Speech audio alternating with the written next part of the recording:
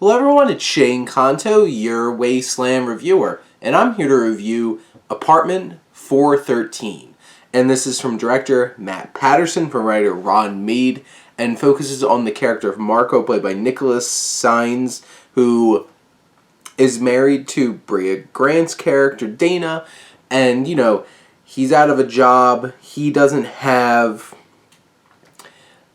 this consistent work to contribute to his pregnant wife and to their home. So they're in this apartment and he's desperately trying to find a job. He's feeling the pressure from her and things are starting to go a little awry for him. Starting to lose things a little bit. He's starting to see this particular person popping up. And there's an interesting mystery into why this is all happening. And honestly, this builds up to a very interesting twist on what's going on here that kept me compelled for most of the film. This is an hour and 20-minute film. I was pretty well engaged watching the film. There's definitely moments where it's like you can feel its budget a little bit. Some of the acting is a little stiff. Some of the sound mixing and sound quality is a little off. But what I appreciated what Patterson was able to do on this budget is make some really effective and efficient uses of visual storytelling to convey confusion and paranoia and suspense, because this thriller really needs to work with that.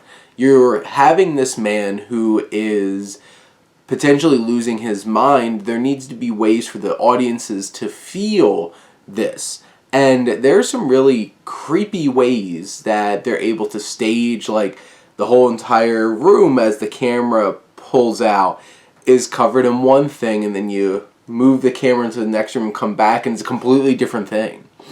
You have him interacting with one person and the camera follows that person to another room and they're a completely different person. The really smooth and effective camera work and editing allows for some really great moments in this film to really hammer home the mental state that Marco's in. And the third act of this film was really unnerving to me and has a really impressive twist that I really didn't see coming, and I felt like this film's grade bumped up for me just by what's going on in the third act, because it becomes so effective and so shocking.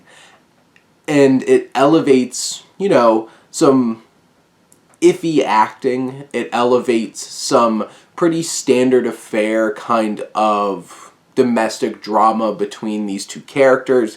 And in general, I feel like this film does some impressive things with its budget and is able to deliver some impressive thrills that I didn't see coming. And I appreciate that about this film.